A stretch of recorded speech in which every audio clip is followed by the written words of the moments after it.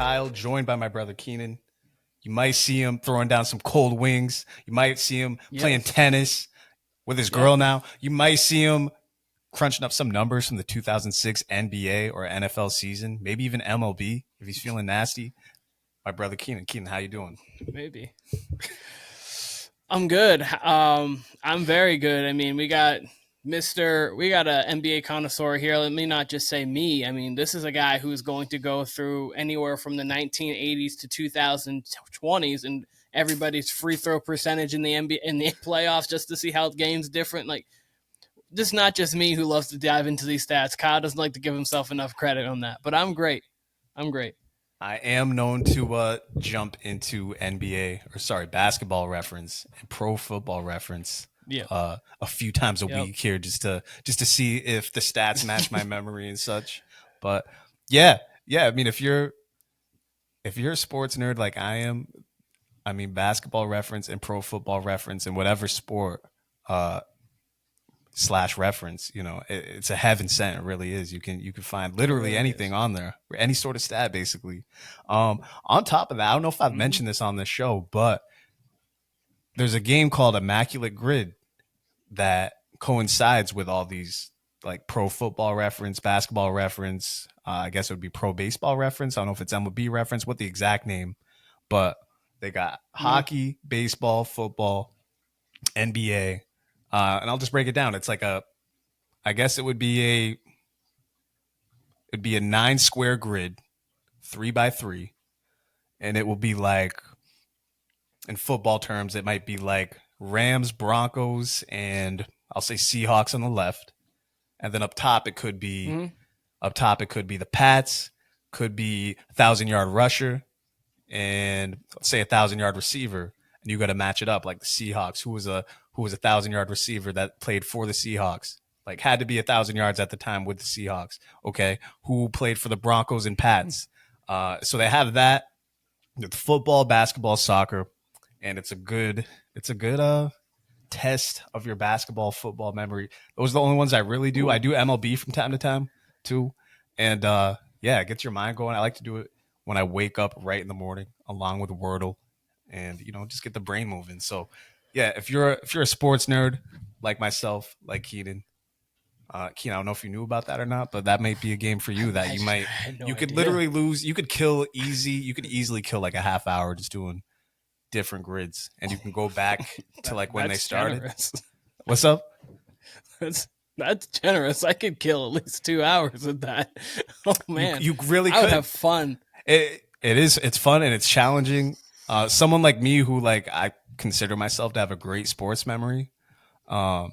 Basketball for sure is easier than football for me because it's like, okay, who the fuck did play for both the Broncos and the Seahawks across from the history? You know what I mean? From your entire time of knowing the sport, really. So it's challenging, but it's a lot of fun. I like it. Basketball, I'd have a better chance at remembering than football. Football would be, if you gave me like football from 2000, like the Ravens Super Bowl on, I'd be in much better shape.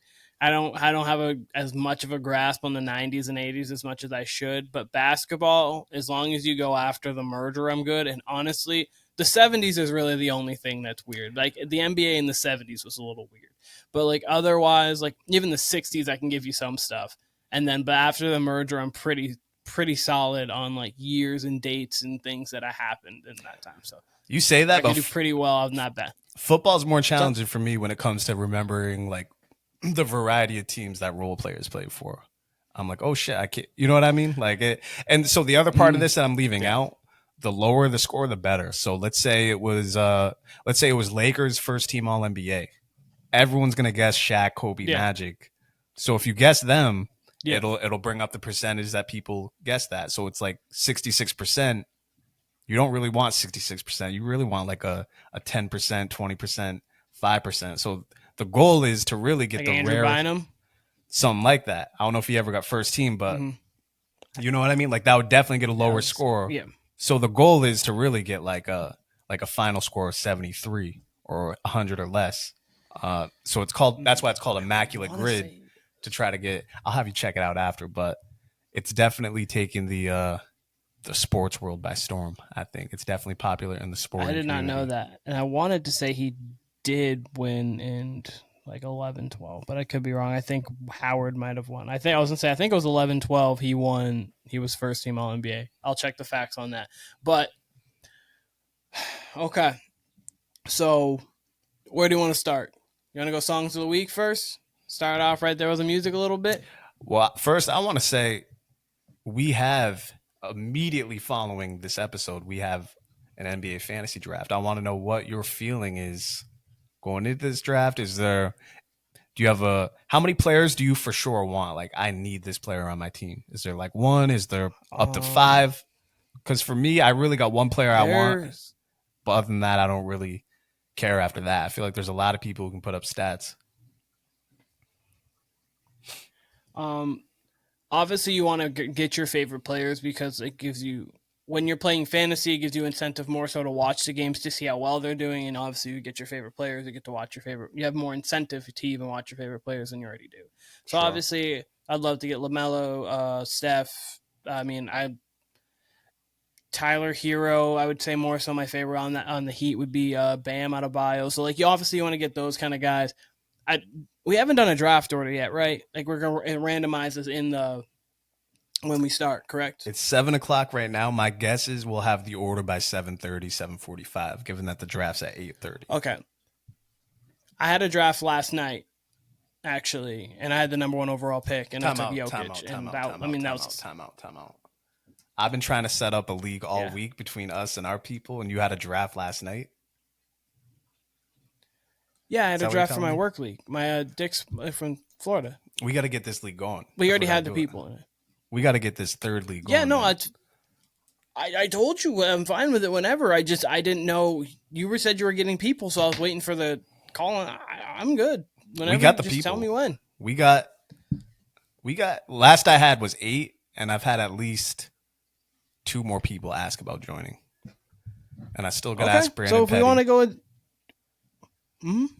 But we'd have to do the draft either one of the next 4 days, and all 4 would be pretty busy days as far as sports goes. At least Saturday, Sunday, and Monday would be a little tough because we record. But we can figure something out. And even if we got a draft on Wednesday, which wouldn't be ideal, we could set that up. We'll see. We'll see. But I definitely got at least game 1 wouldn't be the worst. No, unless there's game 1 wouldn't be the worst. Unless there's multiple season-ending injuries in game 1. Yeah, but so I'm fine with it. But I had a draft last night. I got LaMelo, Cade Cunningham, Jokic, as I said, Jared Allen. There's other players as well, but those are the ones that are coming first to my mind that I had. Jokic being your first. So Who was your second pick? Jokic. My second pick was LaMelo.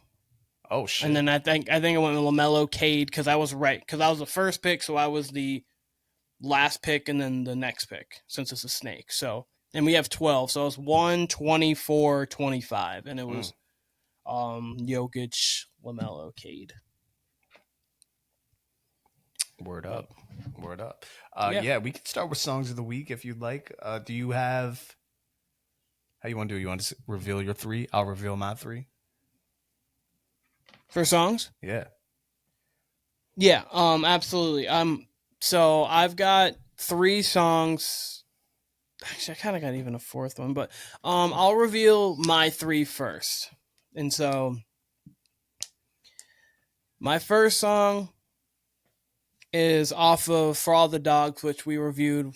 Obviously, we kind of went on a little bit of a tangent when we reviewed it, but we reviewed it there with the boy Duke.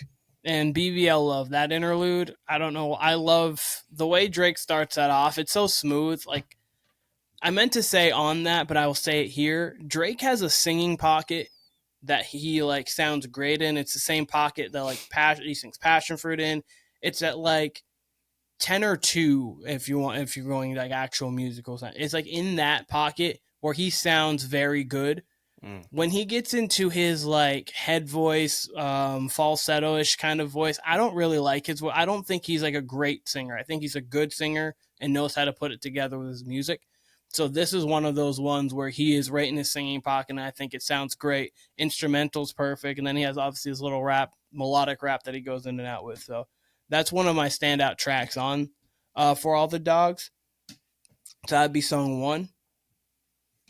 Song 2 is There I Go with Gucci featuring J. Cole. It's another one of the J. Cole features from this year that he absolutely kills. Obviously, we talked about first person shooter and The Secret Recipe at large because those are two of the best verses this year. Maybe you could almost argue the two best, but so Cole did great on those ones. See, this is another one. This is a not underrated, but maybe overlooked one just because of the fact that it's not as.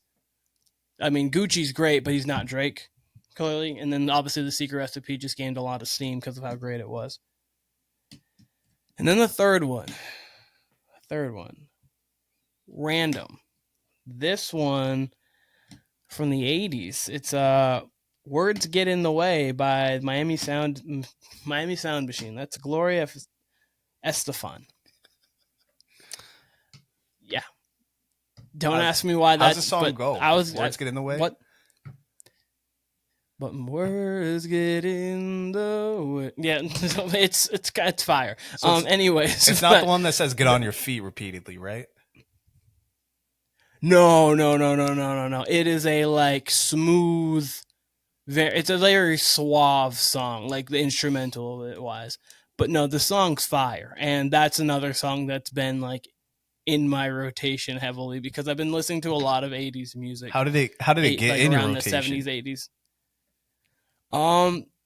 So I was actually watching Family Guy, and then Random. True by Spandau Bullet came on, and then Africa by Toto. Those two songs in Family Guy came on. I was like, I actually remember I like these songs a lot. So then it made me go through and make like an 80s style playlist.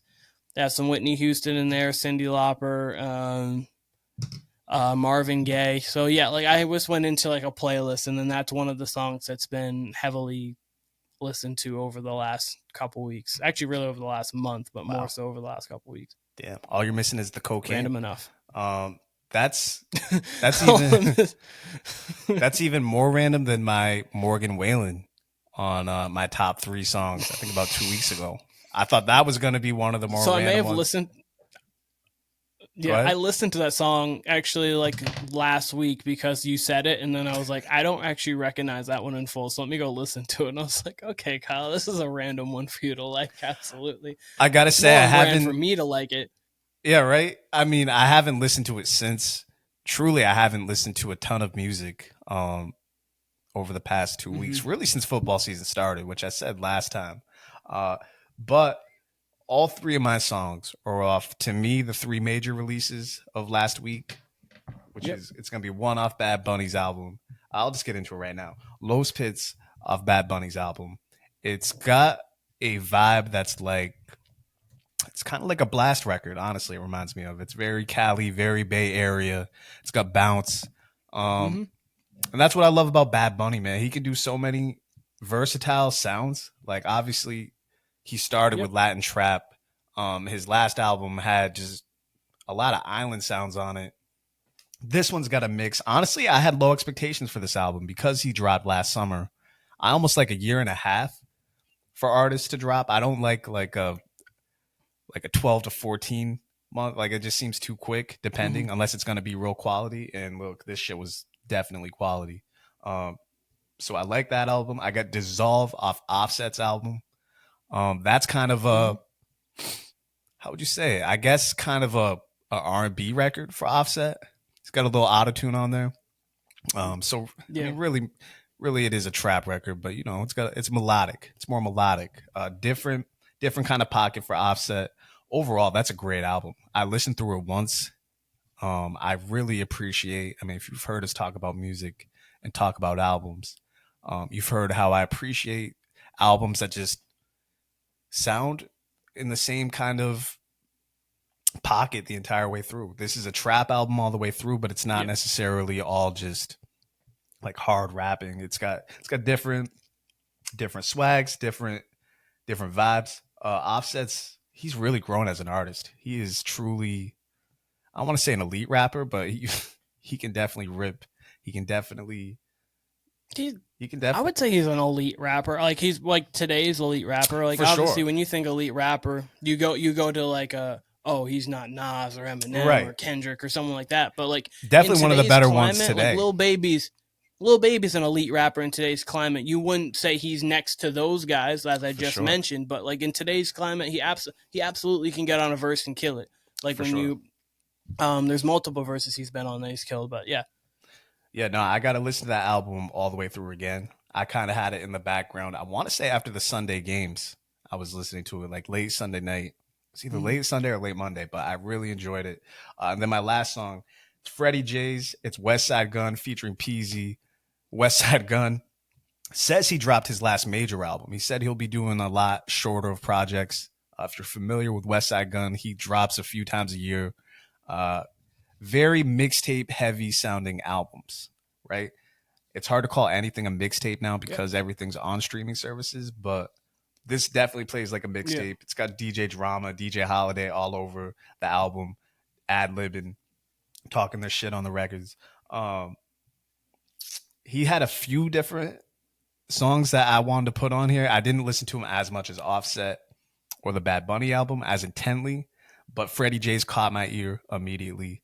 It's definitely got that just gritty New York mixtape sound. This song's more of like a Mhm. trap record though, but I love everything that West Side Gun does. He's just such an original artist.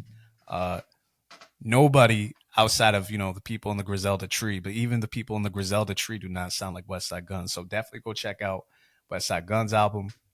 Check out the new Bad Bunny album. Check out the new Offset album. Definitely highly recommend all three. Love what I'm hearing from all three so far. Can't wait to listen to them That's more good. intently. You said you had a fourth though. Do you have a bonus? Really, my bonus was just first person shooter. I've been listening to Mm, a lot of J. Cole, and when I'm listening to music, because again, I've been listening kind of like you. I know you've been listening to a lot of podcasts like Joe Budden, but you also listen to a lot of sports stuff too. Same here. And then obviously, I've been listening to battle rap stuff, just keeping up with the climate because there's always stuff going on, especially in the fourth quarter of the year. It's always the heaviest of the battle time. I'll say this: I haven't been particularly eager to go back to For All the Dogs. Not because I think it's a bad album. It just hasn't, like, I've just noticed. I'm like, oh, I haven't really wanted to listen to it. But the one song I have thrown on Mm-hmm. here and there when I'm like, I do want to listen to newer Drake is What Would Pluto Do? That seems to be the one that sticks out to me the Yeah. most, even more than First Person Shooter. Because I feel like you're going to eventually hear First Person Shooter everywhere, if not already. Uh, and that'll, Yeah. trust me, that'll be on all my curated playlists. I'm sure they'll throw that in. I listen to enough Drake and Cole. So, but yeah, I'm really loving the What Would Pluto Do record. Uh, I got to listen to it more intently ever since Duke said that's low key a diss at Future. I want to see more details developed, see if that's true. I am under the Mm-hmm. impersonation that it's more of a fucking big ups to Future rather than a diss to Future. Yeah. You know, he's paying homage to Future, but Duke says otherwise, What so would we'll Pluto see. do? So I did it. Right, So exactly. So what? I would go on your side of like I don't think it's a diss of Future at all. But we'll see it. But Drake is the that's petty me. king. If we go like a full year without a Drake and Future record, might be might be some credence to that. I will say Yeah. Rick Ross and Meek Mill, they're dropping another single tonight off their album. So that Mm-hmm. means we must be inching Okay. very close to the album. Album I'm gonna assume will drop mid-November. That's just a complete guess. No real inside intel on that, but just a complete guess that would Mm-hmm. drop around Thanksgiving. Um, Let me see. There was someone else who was dropping a feature song.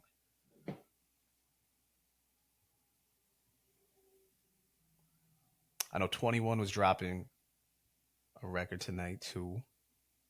Let me see. One thing while Hmm. you're looking for that, I got it right here. that I quickly wanted to. It's Lil Oh Wayne and no, go Two on. Chains, and it's a joint called Mm-hmm. Pressure. So that could be good. So new 21 tonight, new Lil Wayne and Two Chains, and new Rick Ross and Meek Mill. That record's called Lyrical Easy. So we shall see what that sounds like. New Chris Brown too, Yeah. Keenan. One thing I Featuring Chris Brown. Davido. Oh, I do like that. It's gonna be interesting. It'll be interesting. Last thing I wanted to say real quick. I feel like Drake should have named this album Certified Lover Boy, but we can move on.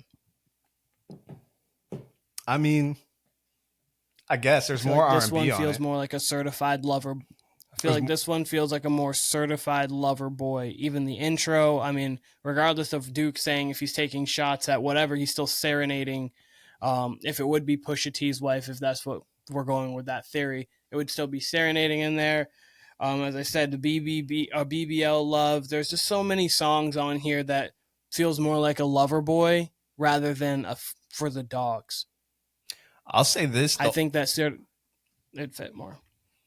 Yeah, I mean, his last two solo albums were names that you figured would give each album like a theme, and neither album really felt like they Yeah, had a theme to it. I will say the production all the way through and for all the dogs had more flow to it than CLB, but yeah. yeah, neither gave the content you would figure for what their album names were. Compared to all his other albums that I don't think you would. I guess Take Care kind of fits the theme of the album title, but all the other ones just they got their titles and they don't seem to have a direct correlation Yeah. to the records, I would say. But the last two, yeah, you would figure specific content, and you got them here and there, but you definitely did not get them all the way through. But Oh, well, did you want to move right into picks here, or is there anything else you want to speak on? you want to do picks, or you want to do the other categories first? We could do our fantasy draft of these picks. Yeah, All right, yeah. cool. Let's do the fantasy draft of the picks because then we can talk about the spreads and then go into the other stuff as well. Just Sure, because the yeah. picks will kind of give almost a little bit of that stuff away. So So a let's little go bit into of our picks. background here. We usually do our picks for Sundays and Mondays and Thursdays games before the Thursday night game. We're gonna do it a little different. We're gonna draft each game. So, Ken, how do you want to do this? How do you want to do first pick? Do I get the first pick because it's my idea? Do you want the first pick? What you want? Yeah, yeah. No, your first pick. Your first pick. Your idea. You got it. Cool. So yeah. So basically, we'll draft these in the order of what games we think will be best. So I will go first. I feel like the Mm-hmm. top two candidates are fairly obvious. And you know Mm-hmm. what? I think going into this game or going into this week, and I think I even said it on Monday when we recorded with Tim. I said I was looking forward to one game in particular, Yep. and I was aiming to draft that one first. But I'm going to pivot. I'm going to go with a Sunday night game. It could be a Super Bowl preview. It is the Dolphins at the Eagles. The Eagles are favored by 2.5 points at home. Man, I cannot wait for this game. I actually don't even have a score down yet. That's one of the ones I left blank. I'm leaning Eagles. I'm leaning lower scoring. I'm gonna say 23-21, Philadelphia Eagles. Ooh. All right. So I have Miami winning 29-23. This game is going to be won or lost at the line. If the Dolphins can hold off the Eagles pass rush, which is a hard if, but if they're able to neutralize the Eagles pass rush, I think that they could make this game uncomfortable for the Eagles because of the fact that they have so much speed and the Eagles secondary has been lackluster all season. But if the Eagles are able to get to Tua like the Bills did. Tua has been sacked 6 times this year. 4 of them came against the Bills. The Bills got after him. Then this game could be very uncomfortable for the Dolphins. So there's really, as you said, I'm so interested to see how this game goes because it could go. You could see Miami just show their speed and there's outspeed them. You could see Philly out physical them. There's just so much that could happen in this game. I do have Miami coming on the top, though, 29-23. Still, it's going to be a very close game. I just think maybe a late kind of score puts it away a little bit. If this were Miami at home, I may agree with you. I do think Philly's going to be able to get to Tua, make him uncomfortable.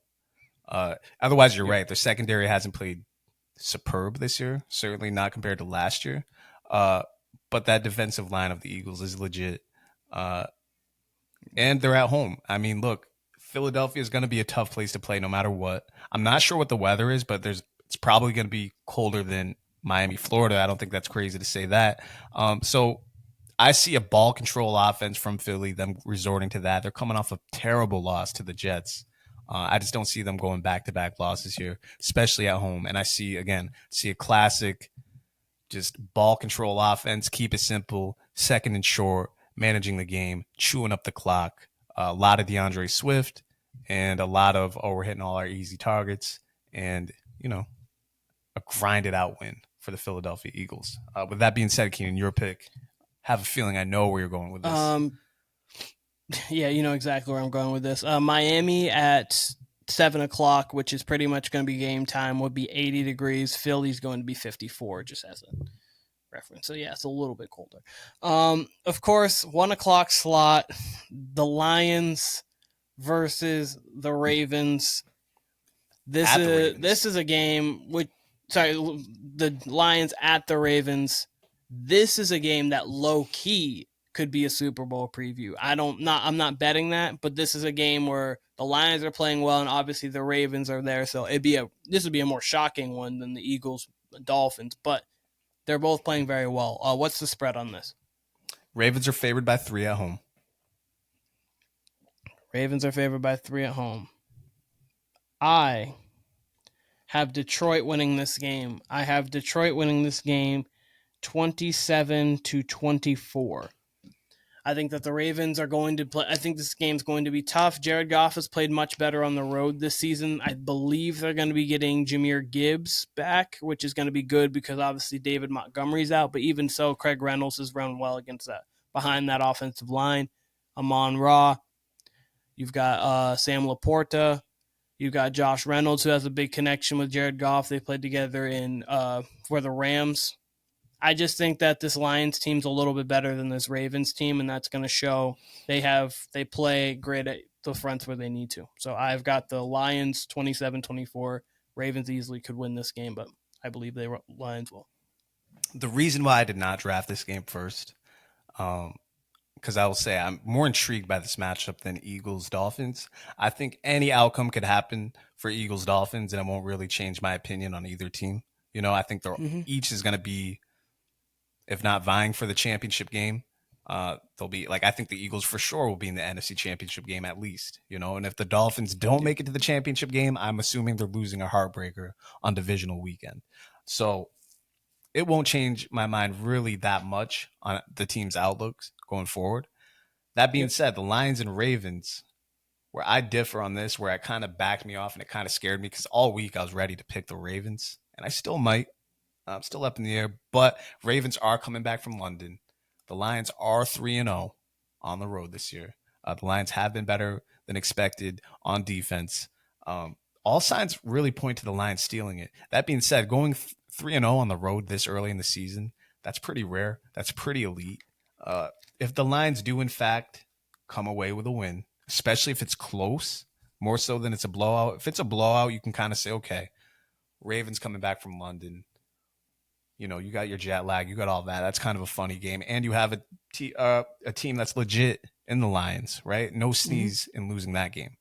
But if you lose it close and the Lions pull that out and you get a really good Lamar effort, you almost have to put the Lions in a class with the Eagles, with the Niners. 4-0 on the road coming out of week 7, that's insane. You can almost coast to a top 2 seed. Wins at the Chiefs and at the Ravens, if that's the case. Exactly. Those are two quality wins. 100%. So my heart says Ravens. My head says I should pick the Lions, but I'm going to roll with the Ravens here, 24-20. I think the Lions' road luck runs out, but would not be surprised though if the Lions win this one going away just based on jet lag. That being said, I mean, come on, Harbaugh and Lamar got to be ready for this game regardless. That's why we think they're elite. That's why we think they're a Super Bowl contender.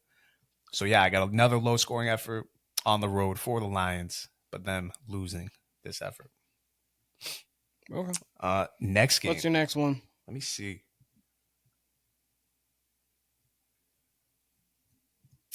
It would have been, I'll tell you this, if Anthony Richardson was playing, it would be Browns-Colts. Instead, I'm going to go with, oh shit, here we go. I was gonna go somewhere else, but Chargers Chiefs is sitting right there. Chiefs are favored by 5.5 at home.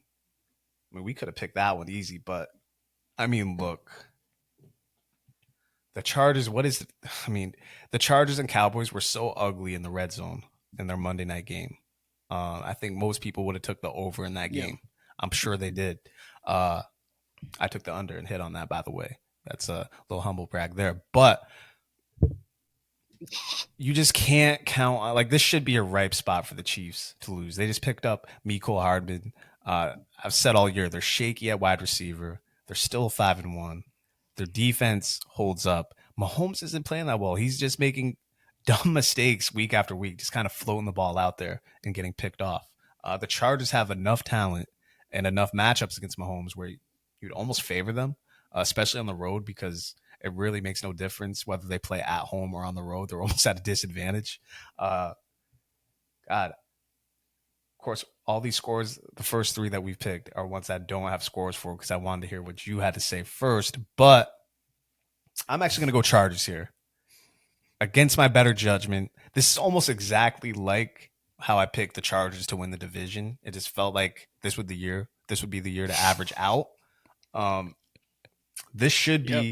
be the right time to catch the Chiefs. You know, I'm sure, I haven't looked at the schedule, but I'm sure they're playing in like the week 12 to 14 to 16 range. They might even be the last game of the year. I don't know. But this would be the right time. The Chiefs aren't playing particularly well. Kelsey is healthy, but he's not 100%. That's for sure. Uh, and the Chargers need something to go their way. I mean, Brandon Staley, week after week, tries to sabotage them on these fourth and short calls. It seems like he loses them more often than not.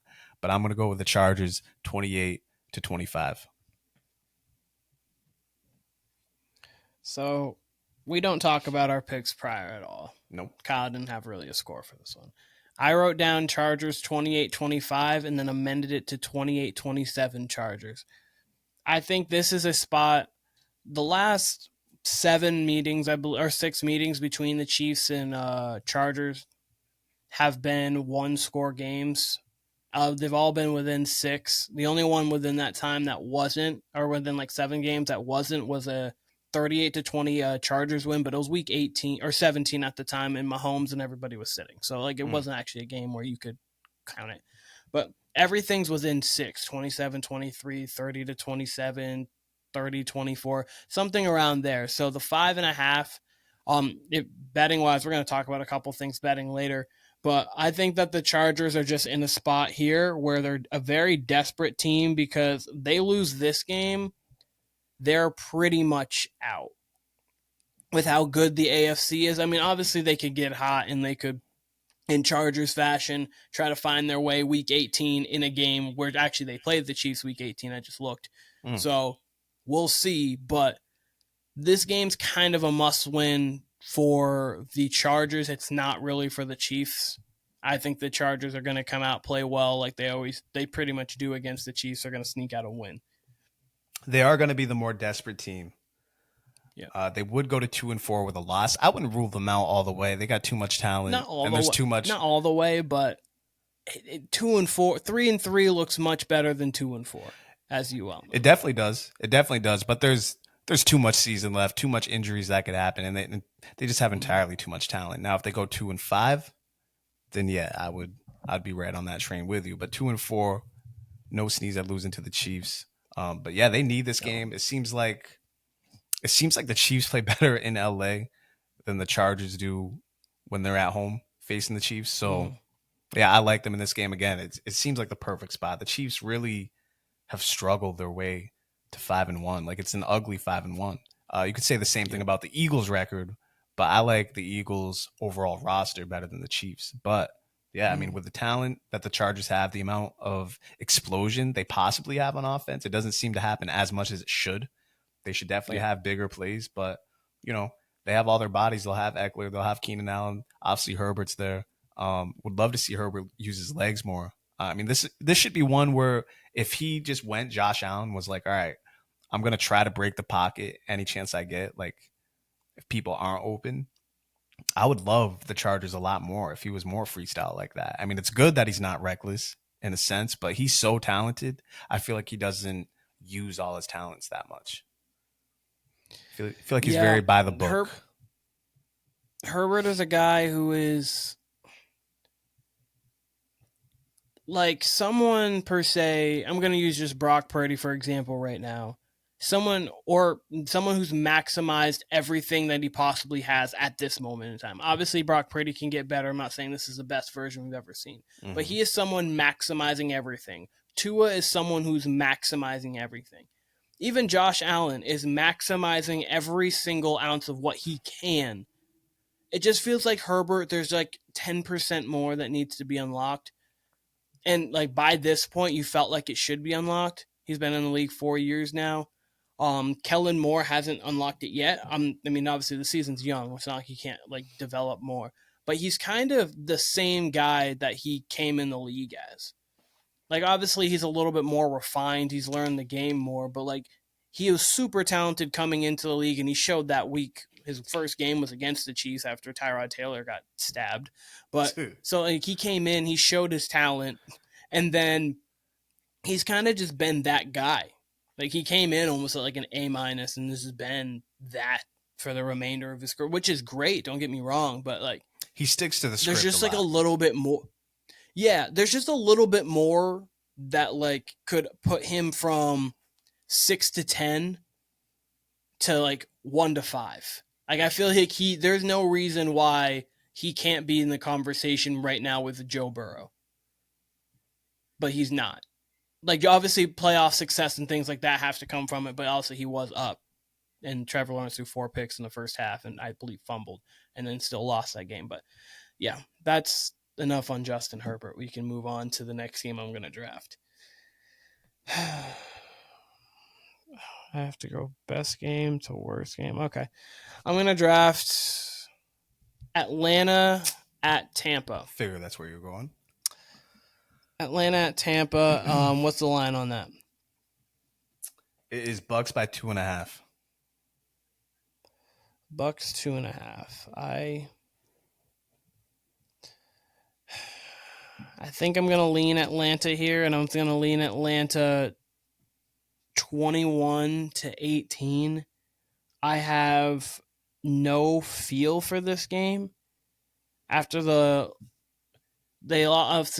Bucks lost last week pretty convincingly. I believe it was like 20-6. They lost pretty convincingly. Atlanta lost last week. That was late. So this the NFC South, so really anything could happen. If you told me it was a blowout, I would say the Buccaneers won for sure because I don't think Atlanta has the ability to blow out anybody. But I think low-scoring game, I would feel a little bit more confident that the rushing attack of Atlanta can get it done. But again, you're putting faith in Desmond Ridder. Like maybe he sprains his ankle and Taylor Heineke comes in. I don't wish injury upon anybody because that's not a good thing to do. But somehow, or maybe he's just playing bad enough, and somehow Taylor Heineke comes in and bodes better for the Atlanta Falcons. But 21-18 Atlanta, I'm not confident in it. I got 24-16 Tampa Bay. It's Desmond Ridder on the road. Talent for talent, you might give the edge to Atlanta. The Bucs still got plenty of talent on offense, some talent on defense as well. Yeah. But to me, you got a professional quarterback in Baker Mayfield versus someone who I don't believe is a starter in Desmond Ridder. And again, other than that, I think the teams are pretty even. I just think this is a perfect spot for the Bucs, and it's a divisional game, and it's the Bucs at home. Any chance you have Desmond Ridder on the road outside, I think that's a good recipe for a loss. These seem to be the games, though, that he's randomly won this year. He has had a couple good moments, specifically after me ripping him. I believe that was like week 3 going into week 4. I don't remember, but that seems to be the range. Against Green Bay, I believe. Yeah, exactly. Was it that game? Yeah. He was awful last week. He was absolutely awful. I do not see starter anywhere in this guy. I wouldn't be mad if he was someone's backup. I truly believe Heineke is not just better, but much better than Desmond Ridder, and I think he fits his team perfectly. He's mobile enough, which I get Ritter's mobile. That's why you kind of like him, but anything to do with dissecting the defense, anything to do with throwing receivers open, just getting the ball to receivers, especially in tight spots, I don't want anything to do with Desmond Ridder, so I got the Bucs all day here. But Okay. if I'm gonna draft another game, all right, I'm gonna go Steelers Rams, which almost have the same score. I have 24-18 Rams. It's gonna be Rams at home. They're favored by 3. Steelers, I believe, are coming off a bye. So I believe you're going to get a really good effort, Yes. especially from the Steelers defense. I think they're going to make it tough on Stafford. Stafford can't move at all. So I think the pass rush is definitely going to keep him in the game. I do think the Rams passing attack will be enough, especially against what the Steelers have on offense. They have been ugly to say the least on offense. They still find a way to get to 18 and then these low 20s games somehow. It seems like Pickett has 2 or 3 good throws in him a week. But on the road here, I like the Rams. I like the way they're playing. I like the way Stafford's connecting with Kupp, with Puka, Tutu Atwell. They seem to have a nice rhythm on offense. As long as they can keep him upright enough in this game, they should come away. But the Steelers defense will keep him in it. I just don't think their offense has enough to keep him in it, especially on the road. If this game was in Pittsburgh, I might lean Pitt, but I'm going to roll with the Rams. I'm the opposite of you there. I actually have Pittsburgh 21-20. I think that this front's going to get after Stafford heavily. TJ Watt's going to have a huge game. More on TJ Watt later a little bit. But I do think TJ Watt's going to have a very big game. And because they're going to put the Steelers in the defense is going to put the offense in favorable positions. I think they'll be able to do just enough with Jalen Warren, Najee, Pickens. Pickett will just have to not die by the hand of Aaron Donald. It's asking a bit. Just try not to die. It's asking a bit. I can't. Listen, that's asking a lot for any singular human being. Aaron Donald's still a freak. But yeah, I try not to die by the hand of Aaron Donald, and I think they'll be able to pull it out. But again, not a game I would bet. I don't have a feel for this, like a huge feel for this one. Alrighty. So, game I'm going to draft. God, that game's so bad. I'm going to draft Green Bay versus Denver. What's the line here? It's Packers by 1.5. Broncos at home. Packers by 1.5. I've got Green Bay winning this game. I don't know fully how they lose this game. They're coming off of a bye. I think LaFleur is a really good coach. Obviously, I mean, Jordan Love maybe turn over. I think Aaron Jones is going to be back for this game too, which is going to give this offense a whole new dynamic. That if there's a team that you can throw on, there's a team you can move the ball on, it's going to be Denver. Their defense has been atrocious this year, and then defensively, the Green Bay's been good all season. So, I mean, the Lions game was really the only game, but the Lions have been a pretty good team, obviously, this year. So, I've got Green Bay winning 24-18. I don't think it's going to be a crazy game, but 24-18 Green Bay. I'm going to go 24-23 Broncos. I've watched a lot of Packers this year. I thought they would be better. Yeah, you bet them heavy. I think I've picked them literally every week for a win this year on this podcast. Yeah, I don't think I've picked them to lose once. They're disjointed. I mean, now that I'm thinking about it, them coming off a bye is pretty good. But Denver, as weird as they've been, as ugly as that defense has been, they're coming off a good performance against the Chiefs. Granted, that was a Thursday night game.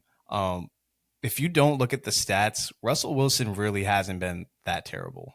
Specifically speaking to last game, where he at one point, I think, had like 44 yards going into the fourth quarter. He's playing much better than last year. The Broncos seem to be coming together somewhat as a whole, as a team, as ugly and as disjointed as it is. I don't know how I said they're both disjointed and coming together, but they do seem much better than like their week 2 giving up 70 to the Dolphins. All right. They're much better from that point. Russell Wilson is a professional quarterback enough. It's the receivers you got to worry about. It's the offensive line you got to worry about. This defense, again, is a little better, and the Packers are entirely inconsistent. So you could tell me any outcome of this game. I do think it's going to be low scoring regardless. I do think it's going to be ugly regardless. I do have the Broncos coming out on top. It's not the most confident, but I am rolling with the whole team, the home team, excuse me. And the Packers, yeah, the Packers just have been entirely too inconsistent. That being said, you do make good points. They just had Christian Watson come back on that Thursday night game. Then they go into the bye, and it looks like they're getting Aaron Jones back. So you do like the Packers in the spot.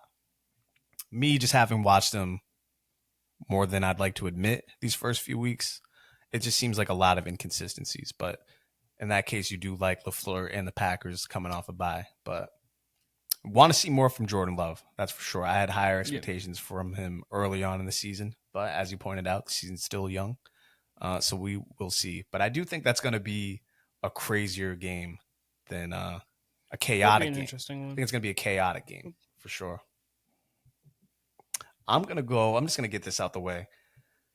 I think it would have been drafted earlier if this team that's very near and dear to our hearts was performing a little better, but it's Bills at Patriots. I got the Bills winning by 10. It's plus 8.5, right? It's plus 8.5. Got the Bills winning by 10. Look, everybody is unhappy in New England. There's nothing to be happy about this season, really. And, they're hitting another rough part of their schedule with the Bills. Who do we got next week after the Bills? Oh, my God. It's another tough team. Let me look at I want to say it's the Chargers, but I don't think it's the Chargers. But Dolphins. Oh, it's the Dolphins.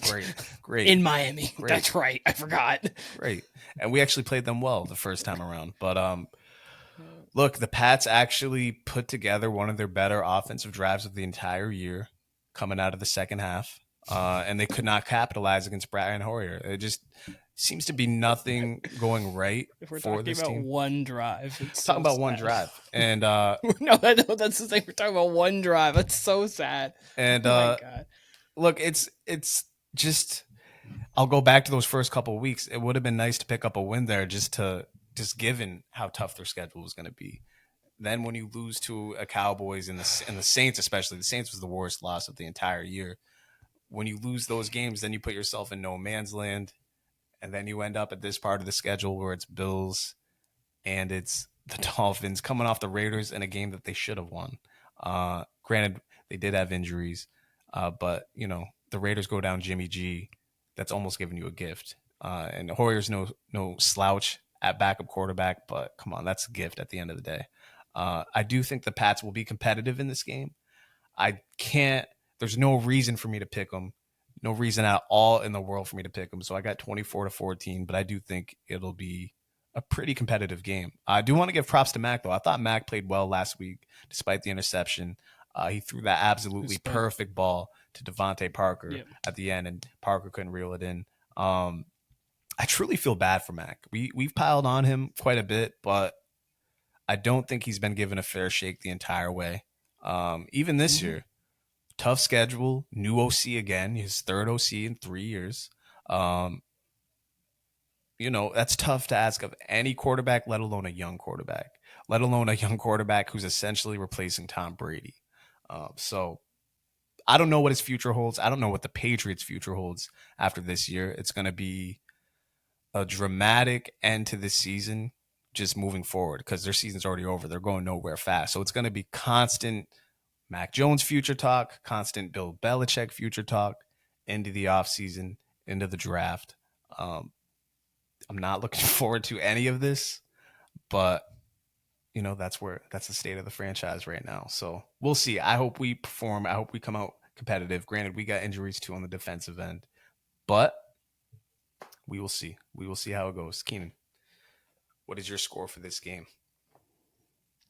So, a few things I'm going to address. One, anyone who bet the Patriots last week, the +3, probably hate Mac Jones for the rest of their life, taking a sack in the end zone. That was the one thing that literally couldn't happen. So I feel bad for anybody who bet the Patriots. I didn't actually, so that's one. Two, You're right. This offseason is going to be very interesting on what's going to happen with Belichick, what's going to happen with Mac, unless we get the number one pick, because then it's Mac, bye. I'll see you later. We got Caleb Williams, whatever.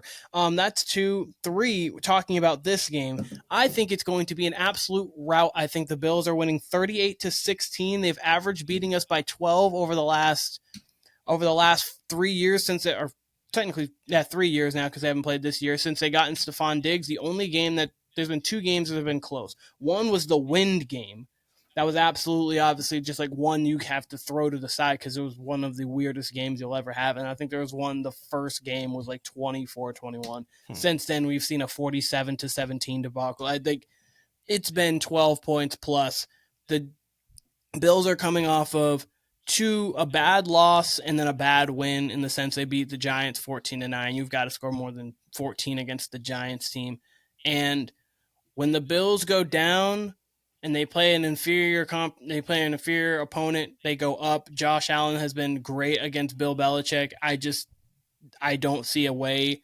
This game's going to get out of hand early. I don't see the Patriots doing anything in this game at all. 38-16 Buffalo. A rout. Go on, if you have anything else. It's your pick. Okay, I wasn't sure if you had anything to add by that. Just a route. So I've got Arizona seeing Seattle. I think that game could be interesting. What's the line? 7.5. The Seahawks are favored by 7. I think that's right, but I also think it's a little high at the same time. Well, I have Seattle winning, but I think they could definitely win by 7+ for sure. They're a much better. I won't say much, but they're definitely a better team than Arizona. But the way Arizona's played this year, being a division game, could be a little bit interesting. I've got Seattle winning this game 26-20. I'm not sure if I'd bet the 7.5, maybe tease it, but I've got the Seahawks winning 26-20. I actually have 27-20 Seahawks. I'm very intrigued by this game. It's going to be Seahawks at home, so they have, obviously a great home field advantage. They're coming off a bad Geno Smith game where it seemed like the Seahawks moved the ball really well against the Bengals until they got in the red zone, threw bad picks, took bad sacks. So it's a bounce back game for them. The Cardinals, as we say every week, they've outperformed expectations. They're competitive in just about every game. So I'm really intrigued by this matchup for that reason. I do think the Seahawks come out on top, and I have them winning by a touchdown. So 27-20 Hawks. Your pick? My pick. I'm gonna go with the Vikings and Niners. I'm surprised we actually didn't pick that one earlier. It's Monday night. Niners are favored by a touchdown on the road at Minnesota. And God, I didn't have a score for this one, weirdly. I would have scored it 28-20. I don't know what the injury report looks like. I'm assuming Debo's going to be back. I'm not sure about McCaffrey, given the oblique injury. McCaffrey's day-to-day with an oblique, but pretty much just schedule him to be out. I don't see him playing. I think they're going to be cautious with him. I think Debo, there's a chance. If he's day-to-day, though, that's a good sign. It's a good sign. He's missed anything major, but they say day to day with it. But honestly, I don't see him playing this. I would be shocked if he played him this week, just because he is so pivotal to that offense. You wouldn't want him back to try to injure him, especially in a game that's winnable without him. So, if I'm them, I'm sitting him out this week. There's no need to rush him back. We know you're going to be in the playoffs, and this is definitely a game you should win, even not having Christian McCaffrey. So. Elijah Mitchell's a good backup. Yeah, I would love this matchup if Justin Jefferson was playing. I think it would be a shootout, and it very well still might be. I do think the Niners being in a dome, I feel like it's going to be a track meet for them. I feel like they'll get loose early, which will mean the Vikings will be throwing. I mean, they'd be throwing anyway, but the Niners just have such good clock management and control over the game. And if they get up 10, and they can start putting pressure on Kirk, I think it's going to be very hard. That being said, I do have it 28-20. I do think it's going to be close enough. I don't know whether that's like a late score for the Vikings, but I do think the Niners will be in control of this game the majority of the way through. But I do think it'll be entertaining. But if the Niners do happen to be down Debo and McCaffrey, that gives the Vikings a little bit of a better chance, but I'd still have the Niners regardless. Yeah, I have the Niners winning 27-18. I think Brock Purdy is going to play much better this week than he did last week, regardless of the weapons. I know a lot of people, I mean, sports media like ESPN, all of them we're talking about like, oh, obviously, as I brought up on Monday, is Brock Purdy elite? Like, how does last game affect him? Blah blah blah. Like he was playing what is right now the best defense in the league. One, two. It is hard to switch up a game plan mid game. Where okay, you have a very big feature in Debo and an even bigger feature in Christian McCaffrey, and both of them leave the game. Obviously, and playing against a very good defense, which now is like okay, they're not going to run as well. We can really get after him, and the weather wasn't great, obviously. So, not really, not excuses, but it's understandable as to why. And it wasn't like he was going to play perfect every game for the remainder of his career. He's not the greatest quarterback to ever live by far. And So, they still had a I think 50-50 it's shot at the end there with that field goal. and he set a 41-yard field goal to get out of that with a win, and that's all you can ask for. Like, yeah, he threw a bad ball early on that I think that some to Juwan Jennings, but it was behind him, almost got picked. But then he threw the ball to Brandon Ayuk, made a couple other throws, nice throw to Juwan on the sideline. So he made the plays that you needed to late in the game and got fortunate with one. Which again, everyone's getting fortunate with one. Mahomes has gotten fortunate, Brady has, everyone. So it's like you can't really hate on him for getting fortunate in situations, but I think this is a nice bounce back spot for him. I like the 49ers here 27-18. Cool. Your draft pick. Alrighty. And there's one game I'm avoiding like the plague. I think that Jacksonville, New Orleans could be semi-interesting. Trevor Lawrence is playing, which will make this game better. What's the line? Saints by 1.5. Saints by 1.5, and I think that was like 2.5 to 3 earlier. But the fact that Trevor is now playing, it's getting bet down. So I've got the Jags winning this game. I think it's going to be a little uglier with the fact that it's a Thursday night game. Trevor's not 100% healthy, but he is playing. I've got this going to be about 25 to like 19. I think it's going to be a kind of an ugly game. Run game's going to do enough, ETN, but I don't trust the Saints offense either. Yeah, I believe the over-under in this game is 41, and 25 to 19 would be over, and the Saints have gone under in their last 12 games. I actually have it 21 to 17 Saints, and this is strictly a schedule loss for me for the Jags, on top of Lawrence being a little banged up. I mentioned prior to them going into that London game, their original London game, how they would have two London games back to back, one of them being the Bills, then coming back for a divisional game, then a Thursday game before their bye. I think they finally get their bye after that, or they might have a game in between that. Regardless, they'll have some sort of break coming off a Thursday night. And since then, they went 3-0 in those games, which I would never have expected. It seems like they're due. New Orleans, back in the day, we would have said they have a home field advantage. Hasn't really been that since Breeze departed. Not the same, of course. It's not the same, but they've happened to lose a lot of games at home, or they're probably around the 500 range. But so the Superdome doesn't really have the same effect, I guess, anymore. But yeah, strictly a schedule loss for me. Neutral field in general. If they weren't coming off London games and the type of schedule they'd have, I'd probably pick the Jags here all day. They got slightly more talent. Carr has been worse than expected, at least on my part. I thought he was going to bounce back a little bit from last year, which he has. He's been good, but he's been average, really. You know what I mean? He's been good enough to win you games, but he hasn't been great. And there's not really an excuse now. He has Chris Olave, he has Michael Thomas, Alvin Kamara's there. Their line isn't terrible. It's not as good as it has been in recent years, but it's still not terrible. Like, he definitely has an offense that can make plays, and it's definitely not a team that shouldn't, not that they should be putting up 30 a game, but they definitely should be competing offensively, and he just hasn't gotten the job done. And also Dennis Allen as your coach doesn't help. So yeah, he's been very average. Anytime he has a new OC, it seems to be year 2 where he really has a hold for the offense and performs well. So maybe next year we're looking at a really good Saints year, a really good Derek Carr year. But That being said, this year they have an entirely easy schedule, which is why I had them winning, I think, 11 games prior to the season, just really Hmm. based on talent and schedule. I do think they come out of here with a win on this one, uh, but it will be an ugly game, I suspect. Who knows? Maybe we Yep. get a good shootout here, but I don't suspect it at all. I would love it. That'd be pretty cool, but I don't see it. I'm gonna go with Browns and Colts What's next. your choice? I'm gonna go with Browns and Okay. Colts. It's in Indy. The Browns are favored by 3.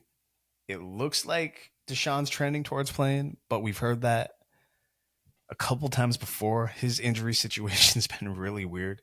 Uh, I would have never guessed this prior to the year, but the Browns have become one of my favorite teams to watch. I absolutely love watching that defense. That defense is physical. It seems like they're playing 15 men on defense at times. Like you cannot throw deep on them. You It can't really really throw is. on them at all. It just has such an old school feel to it. Uh, I got sorry, hold up. I got the Browns winning 20-12 against the Colts. I don't think there's anything Minshew can do. And if Deshaun can play, if he is playing, I feel like they'll get a couple scores in there. If it's PJ Walker versus Gardner Minshew, I mean, you could convince me that this is going to be a 12-10 game. I would still roll with the Browns, but either way, it's going to be ugly. But yeah, I cannot wait to watch the Browns in even more divisional matchups as the season goes on. Um, Yeah. but yeah, Deshaun's injury is something to monitor. A rotator cuff injury is never a good sign. It's weird. And the way it's just been handled has been He was like extremely weird. cleared. The first He week was like they odd. He was cleared to be fine, and then it was like he just like it was not a pain tolerance thing, and then he just sat out, and they're treating it like a baseball injury, and it's like okay, well this sounds odd. Like what's going on there in the Cleveland staff? But it's weird. I don't really know. He was a full participant today. I think he was yesterday too. So it looks like he could play, but again, it could come to Sunday and he just be like, I'm not playing again. I don't really know what's going on, but I personally have it 20-14 Cleveland. I have in the same vein. I don't think Gardner in this offense can do anything. It's really going to come down. Can Jonathan Taylor and Zach Moss get push offensively? If they can't and you get into third and longs, you're going to have Myles Garrett screaming down at you. I don't think it's really going to work out for them. So I got this 20-14 Cleveland. I've been avoiding this game. Still go. I got a chance to. Good. So I'm picking Washington and New York. Whatever that line is. Reasonably so. Uh, it is Commanders by 3. Commanders by 3. I've got the Commanders in this game. I think that the Commanders are just a little bit better team. I think they're getting as much as they can out of Sam Howell. Brian Robinson's actually been running pretty well, and the defense has been playing well in spots. Like here and there, they've been playing well. Depends on the week. And the Giants' offense, even though the defense played well last week, the offense only put up 9, and I don't think Tyrod Taylor's a huge step down from Daniel Jones if he does play. So I've got this game about 21-17. I've got a 25-18 Commanders. The Commanders have been pretty fun to watch. I think they're going to be a thorn in a lot of teams' side down the stretch here. I think they're a wild card threat. And, if they're playing a team like the Eagles, like the Niners, like the Cowboys, it's not going to be an easy out for them. Howell's mobile. Howell's frisky enough, if you want to call it that. They got enough weapons on offense. Like you said, the defense is playmakers. This is a good team. The Giants, no, I mean, look, they're a lot like New England. They just don't have a ton of talent, especially in the offensive end. Their offensive line is just awful, which bodes terribly in this matchup, really, against the Commanders. But the Giants should be the more desperate team. No idea who's playing yet, whether it's going to be Tyrod or Daniel Jones. I like the Giants' chances a little better with Daniel Jones. I do think if it's Tyrod that they're not going to turn the ball over really at all. I mean, he fared well against the Bills last week. You will see a desperate Giants team again. Not that they're going anywhere, but they do need a win. I think they got the Jets next week. And then after that, the schedule gets really hard. So, I mean, these are really the two games where you want to make some effort. So I do think it's going to be close. I do think they're going to have a shot. but the Commanders really do have a ton of talent compared to the Giants. So Commanders all day for me. And we only have one great game left here. The matchup of the backup quarterbacks. We're gonna have, what is it, Tyson? How do you pronounce his last name? Is it Baggett? Baguette? Baggant. Baggett? Tyson Baggant. Tyson Kyle. Baggett Yes, Kyle. versus Brian Hoyer. Can you tell me what college you went to? I have no idea. I'm guessing Shepherd. Oh, that's right. I did hear that on the broadcast last week. It's a random ass school. Was he like a 7th-round pick? Was he undrafted? Went to Shepherd. Where is Shepherd? I want to say he was like where I don't even know where it is, but he went to Shepherd, and I guess he was a star at Shepherd. But Shepherd College. Let's look it up. Virginia. You give your score while I'm looking up Shepherd. It's College. In West Virginia. In West Virginia. Oh wow. Oh yeah. Well, he set like a Virginia record because I think he threw like 53 at D2 Shepherd. That's a D2 school. All right. So I got the Raiders winning 17-15, just based on the talent they have on offense. Hoyer does have a good command of that offense.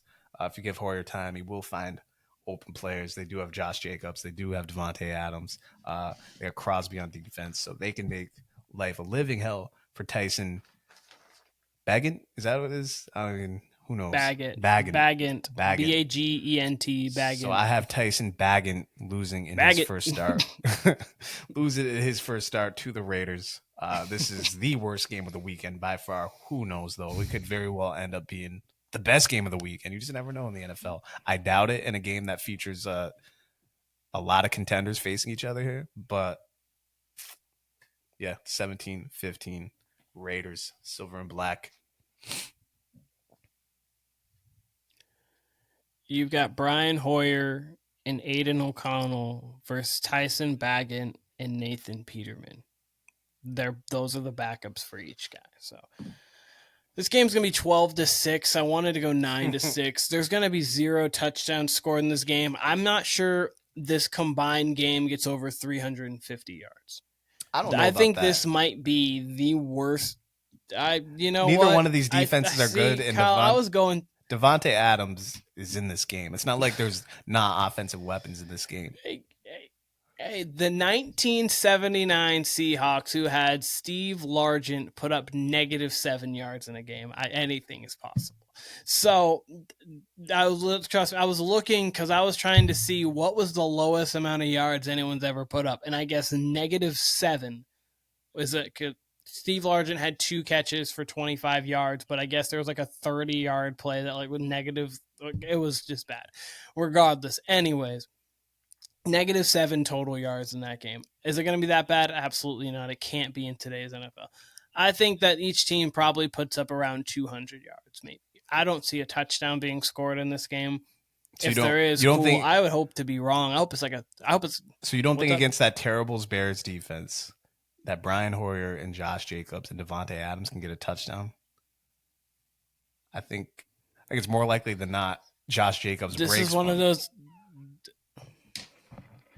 I mean, like they could, but I mean, again, the Raiders team it's not like they've been putting up points this year. They've had the same cast of people.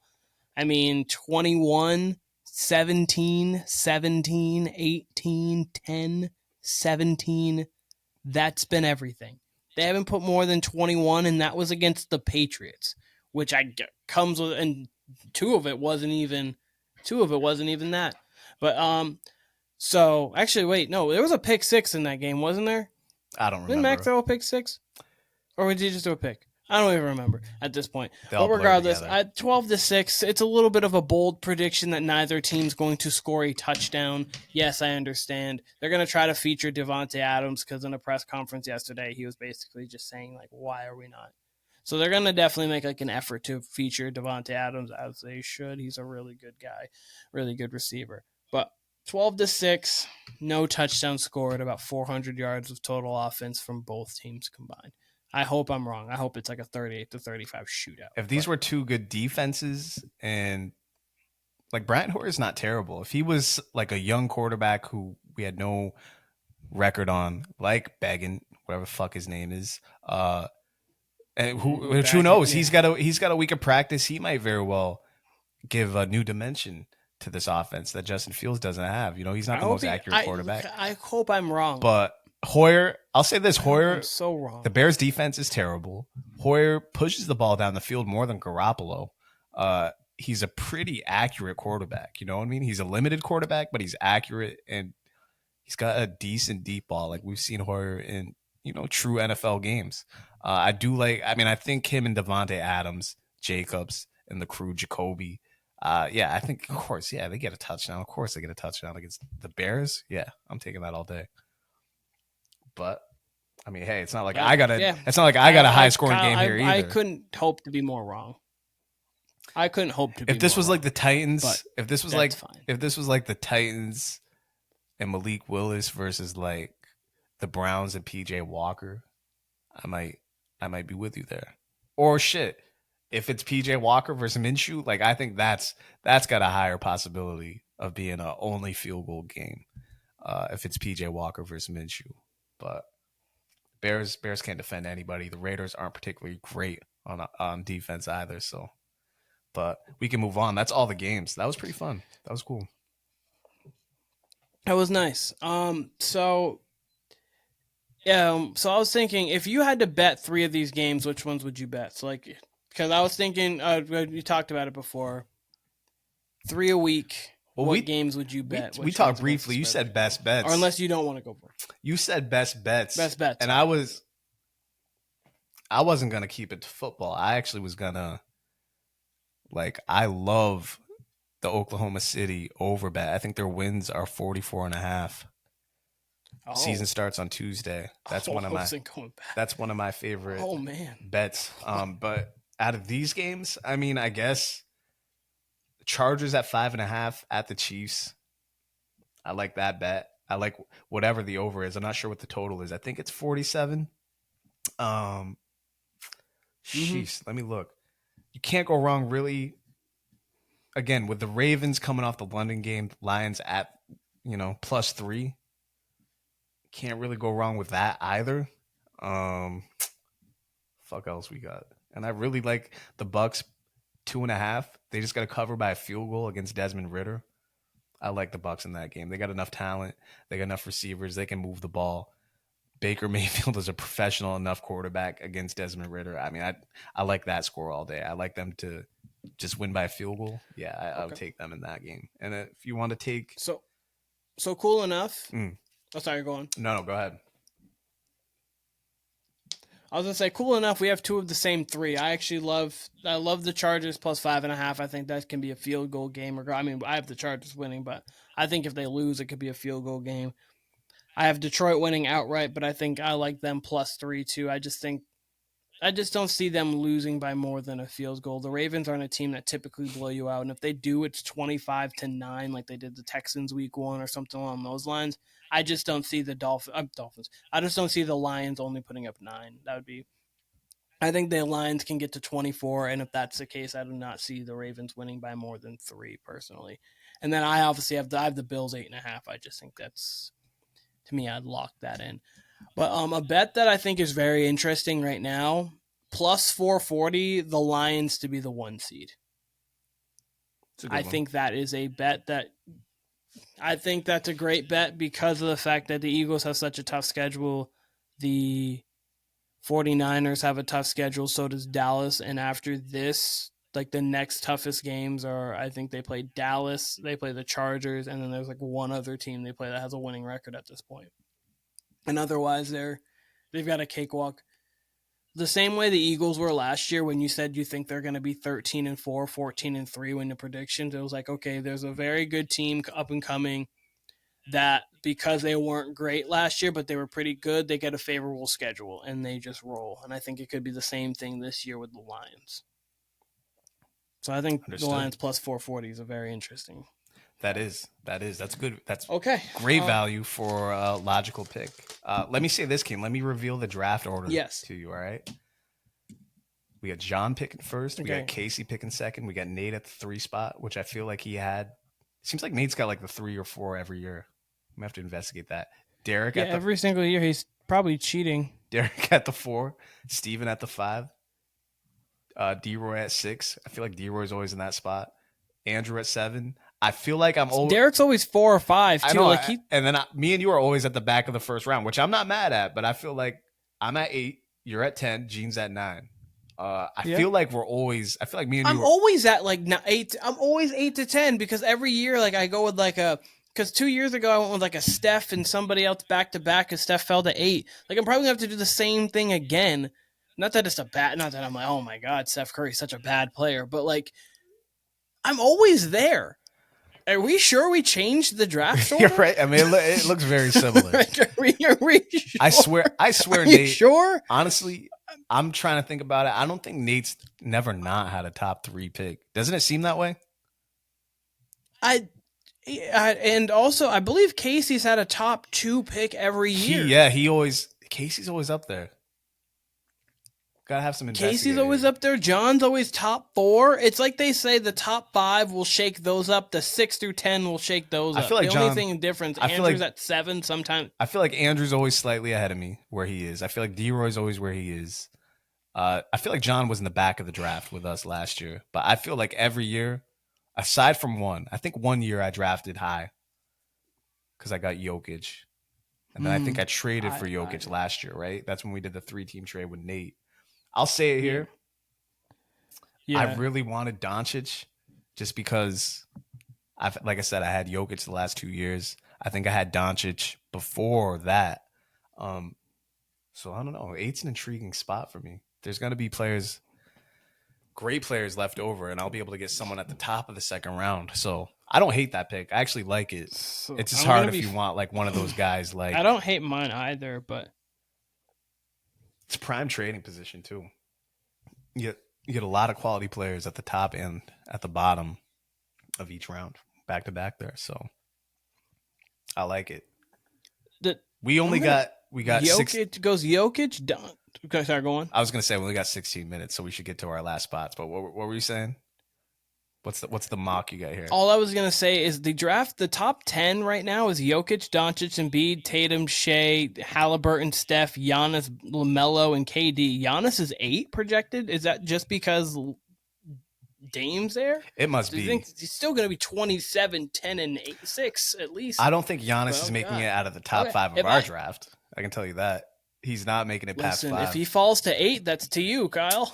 You heard it here first. If Giannis for some reason falls to me, I'm taking him. But I don't foresee that happening. I could get. Well, of course. I could get. I don't either. I could get Stephen Curry, though. I could get him.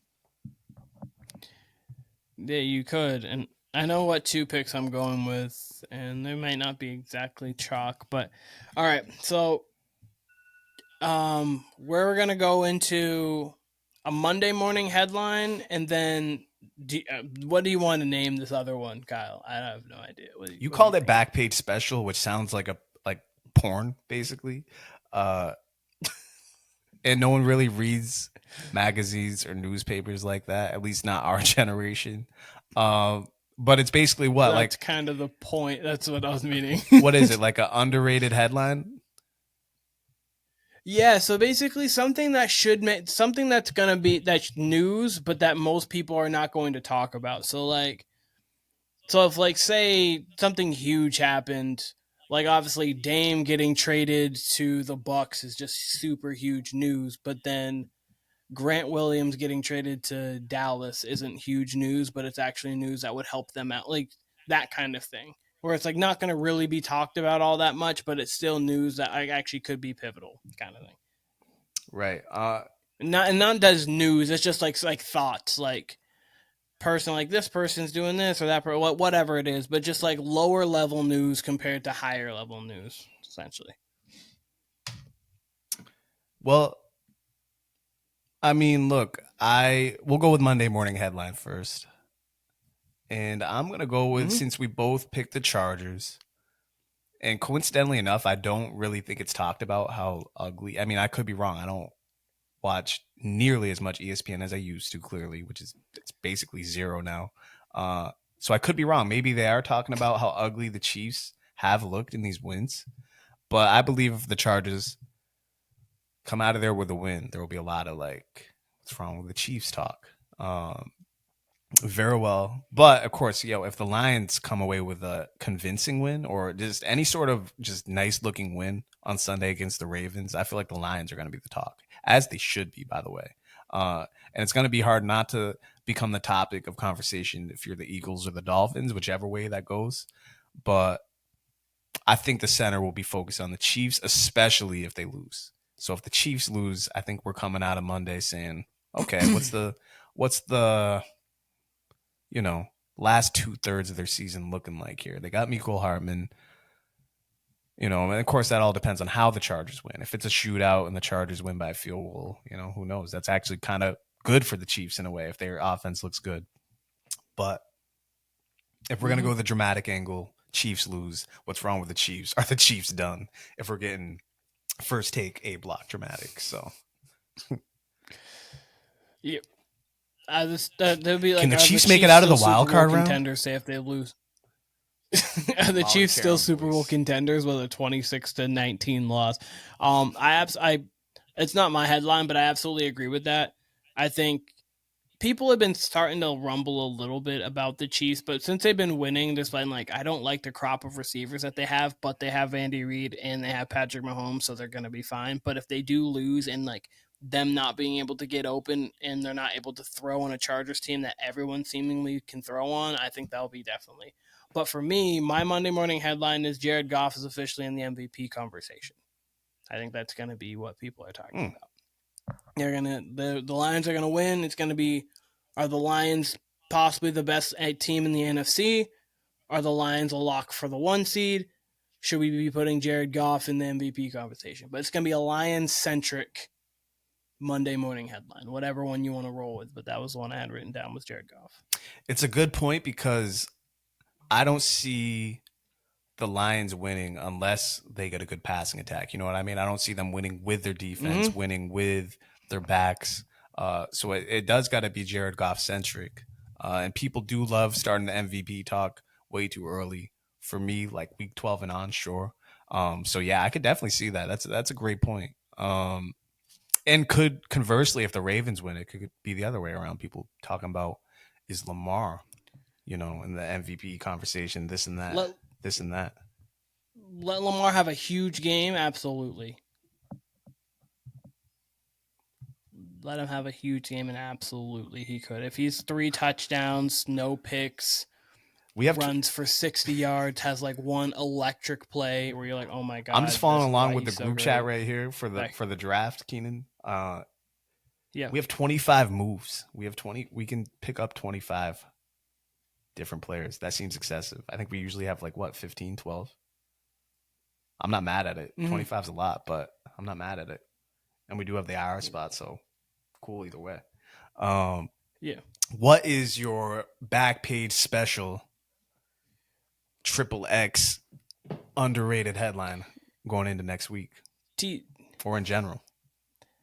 TJ Watt for Defensive Player of the Year and TJ Watt en route to breaking sack record. I don't think it's going to be talked about, but I think if I have them winning 21-20, I think he'll have at least 2 sacks, get him to 10 in 6 games, and then the Steelers will be, I think, 4-3, and then they technically be 4-2 if they win this game. Somehow. And if that's the case, they're a fringe playoff team. Somehow they'd be a fringe playoff team, and clearly the best player on that team is TJ Watt. So TJ Watt on pace to break the sack record, a record he's already tied, and then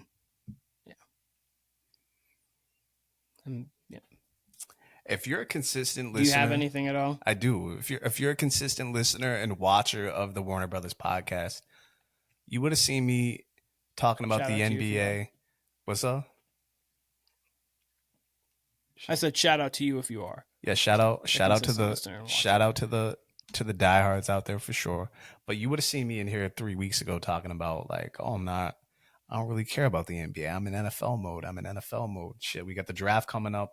The season starts Tuesday. We're doing our preview on Monday, and I am much more ecstatic and excited about the season than I ever expected 2 to 3 weeks ago. Largely in part to the Dame trade and the Drew Holiday trades, but I'm starting to get basketball fever. And you'll hear me talk about this on Monday, but if you're asking me what's not that much of a headline that should be, that's not getting enough talk? Well, let me tease it a little bit more. I said coming into the draft last year, I said that overall, just given what all his talents are, all his ability, what it could be, that Wemby is possibly the best prospect ever. I was like, yeah, you know what? I might put him ahead of LeBron. And then I saw a lot of LeBron high school clips, and I'm like, what the fuck am I talking about here? Like, he's not better. He's not a better prospect than LeBron. LeBron was such a sure thing coming out. We put MJ on LeBron as an 18-year-old. Probably before that, as a 17, 16-year-old, we're putting MJ on LeBron. Like, you can't get a better prospect than that. Um, I'm almost back on the Wemby side. I literally can't believe what I'm watching when I see this guy. I don't think he's getting enough hype. This dude is a fucking alien, bro. Like he is. I think he's immediately gonna be defensive player of the year type of defender. He's unbelievable, and he's already improved from his French season. Like just in preseason, you can tell how much better his handles gotten, how much smoother his jump shots gotten. He's 7'4" and has guard skills and can protect the rim. Uh, Again, I said this before, and it remains true. If he was just a rim protector and had no guard skills, this guy would be a lottery pick and probably, possibly, still a number one overall pick. He's as good as a rim protector. Rudy Gobert. Absolutely. Yeah, Rudy Gobert with mobility and an Rudy 8-foot wingspan. He's unbelievable. It breaks my brain to watch him. You heard us talking a little bit last time when Duke was on about the steal he had where he was at the 3-point line. He reached to the foul line without really even moving. He pivoted, stripped a guy, then got a dunk on the other end. He's unreal. I don't think the Spurs are going to play him a ton. By a ton, I mean like maybe less than 65 games. I don't think he plays. I think it's a shoo-in that he does not play 70 games. But if he did, I think they would almost be playing by default. Like he just fills so many holes. I mean, how well you can use him in the pick and roll. Again, how well his dribbling skills are for A, his age, B, his height. He is the definition of a can't miss. I mean, there's always going to be the injury risk, but I don't know. I think he's gonna have multiple highlights this year where we're all looking at each other like, what the fuck is this? What is going on here? Who is this guy? How is he able to do this? And what the fuck is this? Once again, because he breaks my brain to watch him. He makes no sense. Endless potential. Yeah. So I completely agree with like 90% of what you said. He is a freak. He is an alien. He is phenomenal. I don't think he's a better prospect than LeBron. And like, I get it. Because like, if you were to be like, hey, make a guy in 2K, you'd be like, okay, I want to make a 7-footer who can handle the ball, who can do guard thing. So you'd be like, okay, you would pretty much make Wemby. You'd make him a little bit more. You make him stronger, obviously, but naturally he's only 19 years old. He'll get stronger. But I just think with how refined LeBron was already, I'll need to see like 4 games because by the end of game 1, at the end of the Sacramento Kings game, LeBron was already a top 20 player. I don't know about that about Wemby yet. So that would be where I would. Wemby, I think LeBron's a better prospect, but I would say this: you put Wemby in the NBA Finals right now, like just put him on whatever team, and he would borderline sway that. Like whoever, pick any 2 teams, and you put Wemby on one of them, you'd sway it Wemby's way because he's already that much of an impact player. It'd be hard to put him top 20. Sure, I think you would have done the same with LeBron. Oh, absolutely. But what's different is, I mean, the league's certainly deeper now than it was with LeBron. So you can't. Yeah, sure, it's hard to say top 25, top 20 for Wemby, but man, like you say refined. That was my whole thing too. I'm like, oh, he's much more of a raw prospect than what LeBron was. You know, LeBron outside of his jump shot was everything you'd want in a prospect.